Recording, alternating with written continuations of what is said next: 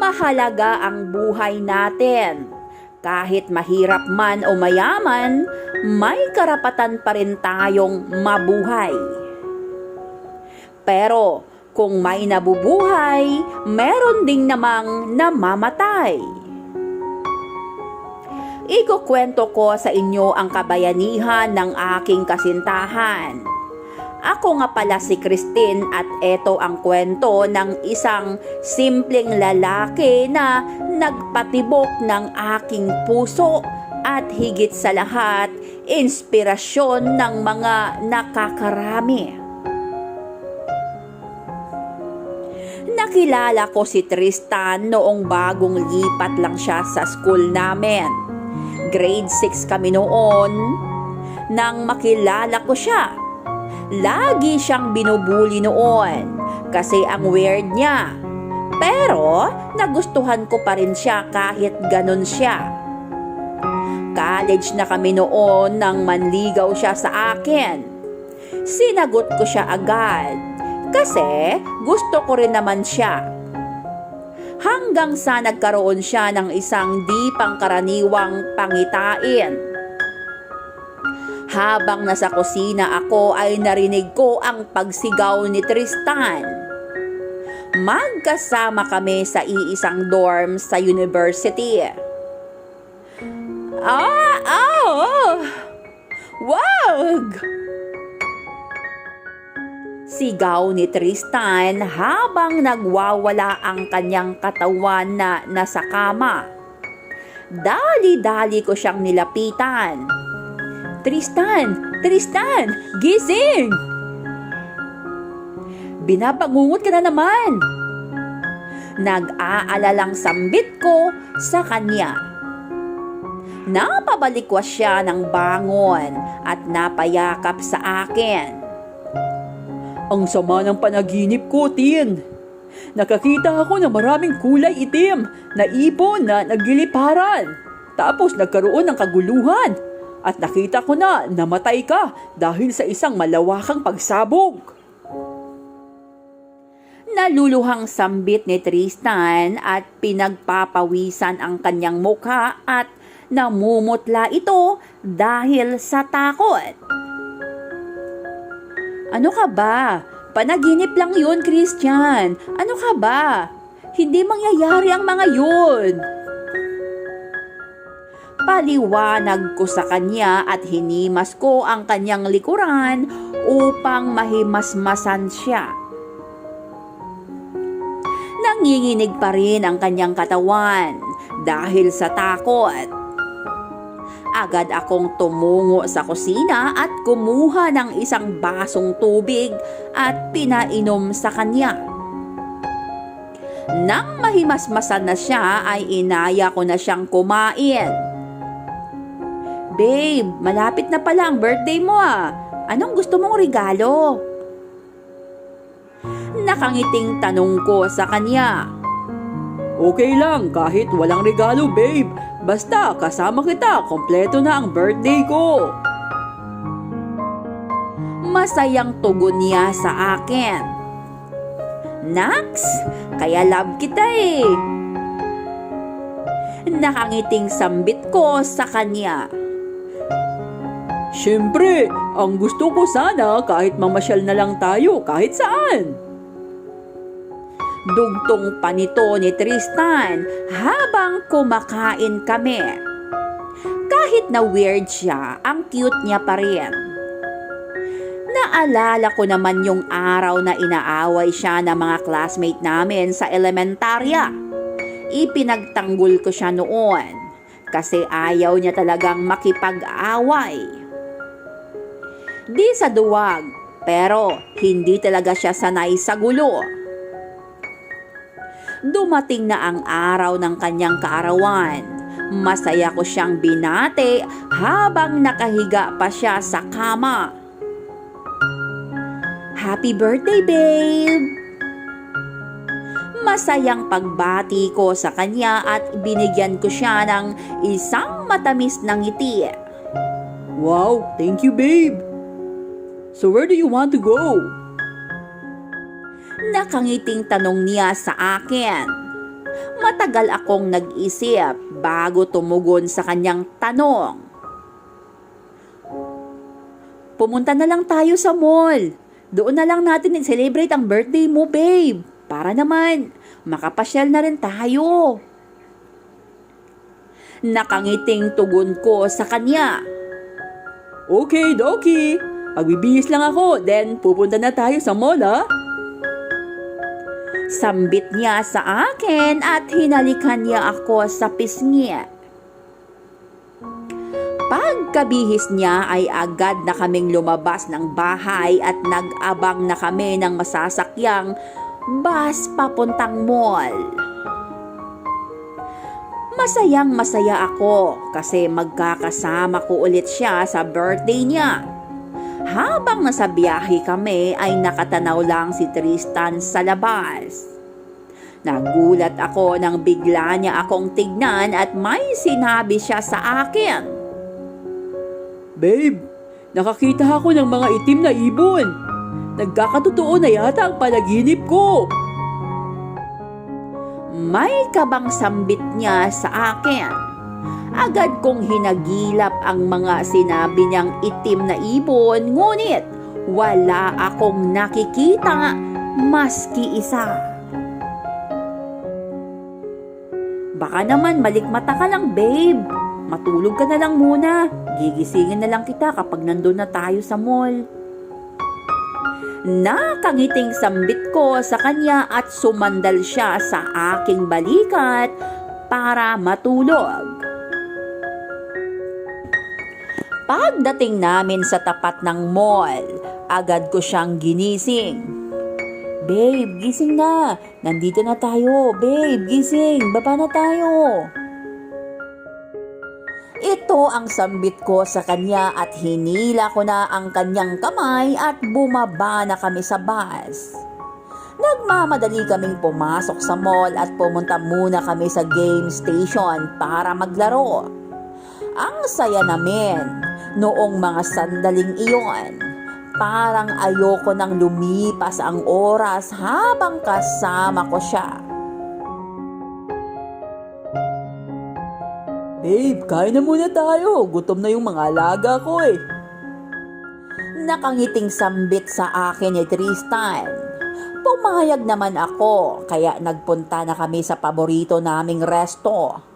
Habang kumakain kami ay biglang nag-iba ang itsura ni Tristan na animoy nakakita ng kung ano-ano. Uy, babe, may problema ba? Mukhang namumutla ka. Nag-aalalang sambit ko sa kanya. Nagpalingalinga siya sa paligid at pinagpapawisan. Halos hindi na rin niya maisubo ang kanyang pagkain. Babe, may nakakikita ako eh. Ang dami nila, babe. Pautal-utal na sambit ni Tristan sa akin. Nanginginig sa takot na hindi ko maipaliwanag ang kanyang nararamdaman. Tumingin din ako sa paligid. Ngunit wala naman akong napapansin na kakaiba bukod sa maraming tao na naglalakad sa mall. Ano naman ang nakita mo, babe? Ano ba? Multo ba? Nagtakang tanong ko sa kanya. Halos pinagpapawisan na siya kahit na malamig sa kinakain naming resto. Hindi siya mapakali noong mga oras na yon. Nakakita ako ng maraming duguang tao. Nakatingin silang lahat sa akin. Kabadong sambit niya.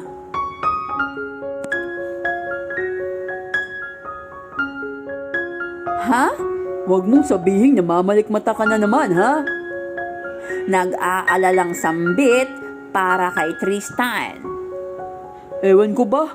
Parang hindi magandang mangyayari. Umuwi na kaya tayo. Sambit niya at inaya na niya akong umuwi. Papalabas na sana kami nang biglang nagkagulo sa loob ng mall. Nagsisigawan ng lahat. Kaya nagtaka kami kung ano ba ang nangyayari. Nagulat na lang kami nang biglang may narinig kaming sunod-sunod na putok ng baril. Nagtakbuhan ang lahat ng mga tao sa loob ng mall. "Dumapa kayong lahat! Kung hindi ay papatayin ko kayo!" Sigaw ng isang armadong lalaki na may hawak na Armalite. Nagsidapa kaming lahat. Kinakabahan ako ng mga sandaling iyon. Niyakap ako ni Tristan. Nakita ko sa mukha niya ang takot at kaba. Dumating ang isang grupo ng terorista sa mall. Nakita ko ang isang matandang lalaki na may bit-bit na isang maliit na bag. "Ako ang leader ng mga terorista. Hindi kayo masasaktan kung ibibigay ninyo ang lahat ng hinihiling ko." Pasigaw na wika ng matandang lalaki. Nag-iiyak ang lahat ng tao dahil sa takot. Dumating ang mga kapulisan, ngunit hindi sila makapasok sa loob. "Ibibigay namin ang gusto nyo, basta huwag nyo lang papatayin ang mga bihag." Pasigaw na sambit ng isang pulis.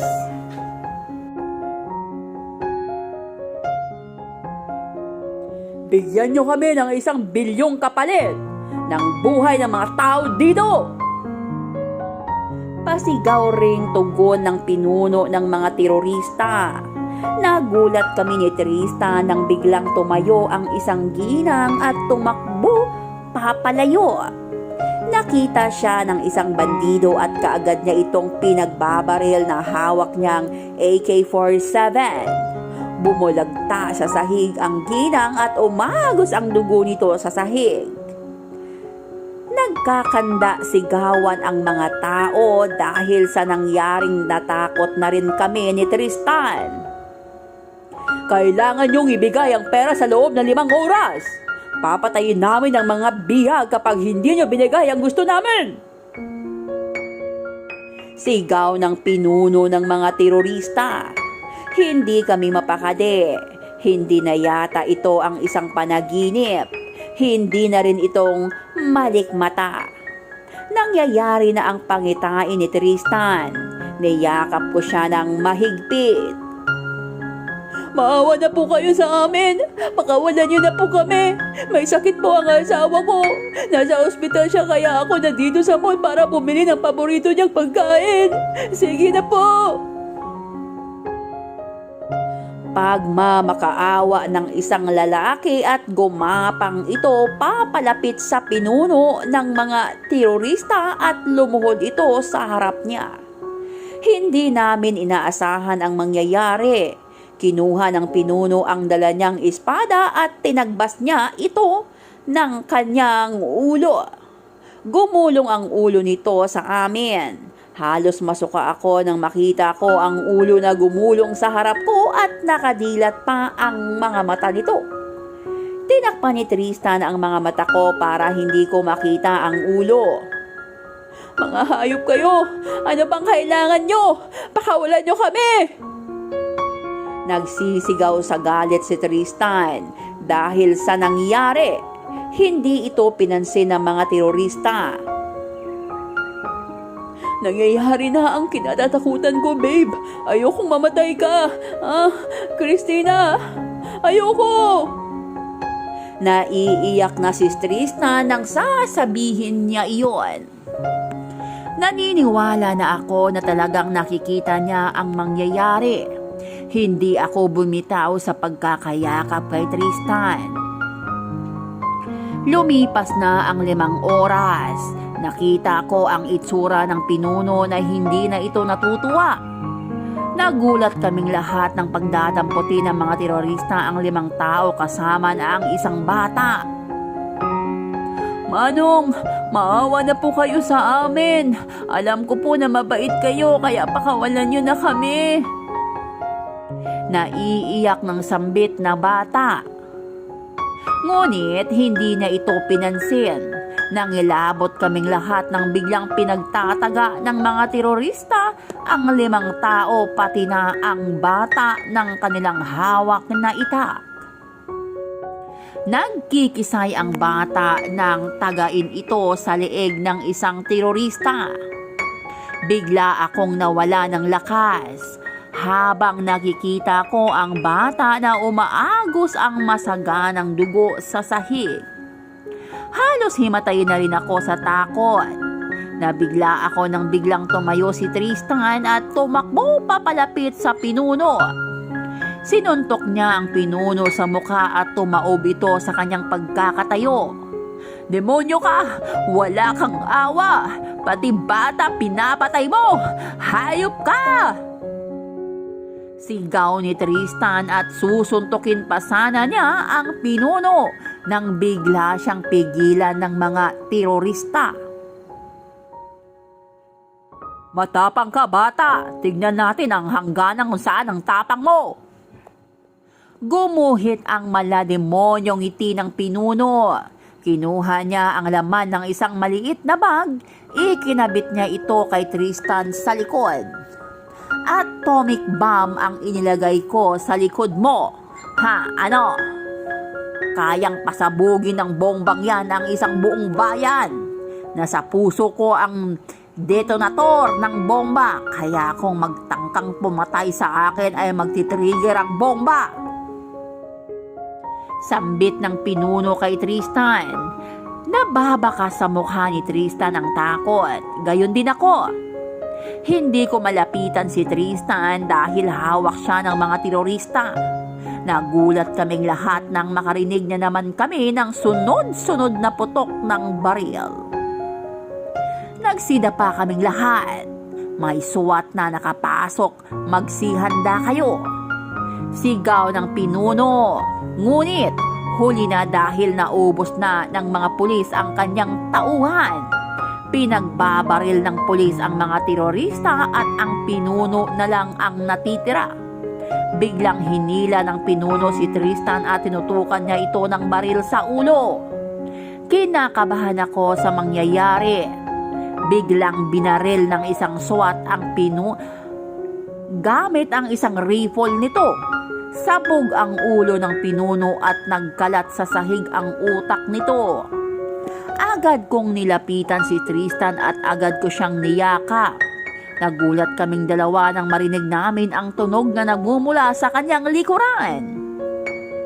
"Babe, nag-trigger ng bomba. Anong gagawin natin?"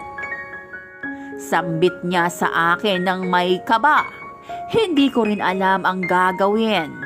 Pinilit kong tanggalin ang bomba sa kanyang likuran, ngunit nakabaon na ito sa likod niya.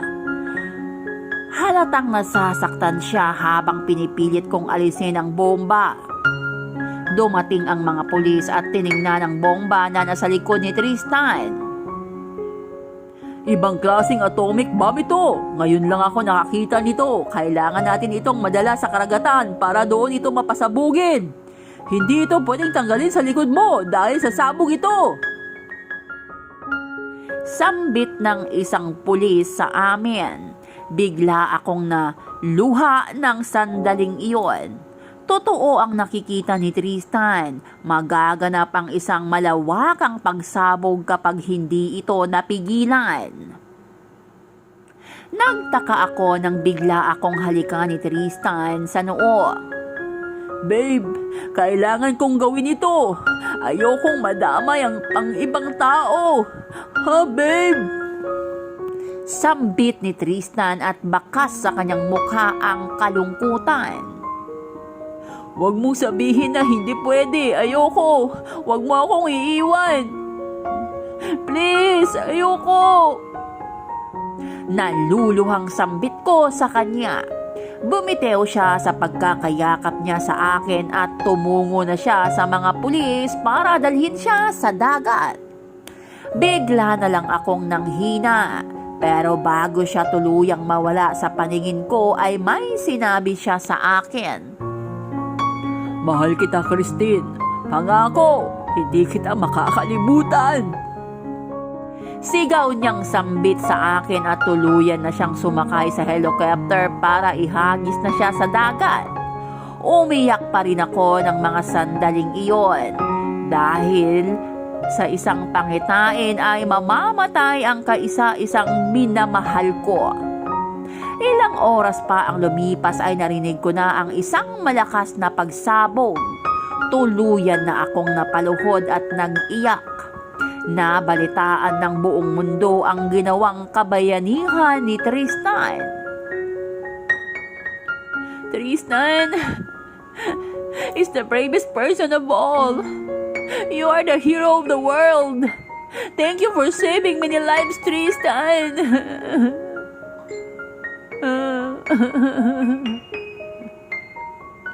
Narinig ko ang isang patalasta sa TV habang nagluluto ako ng pagkain namin ng aking anak na si Tristan Jr. Buntis ako nang mangyari ang trahedyang iyon. Mami, ang astig talaga ni Daddy. Sana mabuhay pa siya para maipagmalaki ko siya sa school, Mami. Nakangiting sambit sa akin ng anak ko. Balang araw, anak, pag nasa heaven na tayo, makakasama na natin si Daddy, ha? Nakangiting sambit ko at niyakap ko ang aking anak. Mabuti at nakilala ko ang isang magiting na bayani, isang simpleng lalaki na may pangarap, nagbigay ng inspirasyon sa lahat ng tao. Kung nasaan man siya ngayon, palagi ka pa rin niya sa puso ko. Hanggang dito na lang at maraming salamat. Ako si Christine. Kung hindi ka pa nakapag-subscribe ng aking channel, please subscribe and i-click mo na lamang ang bell para ma-notify ka sa aking bagong video. Maraming salamat. Bye!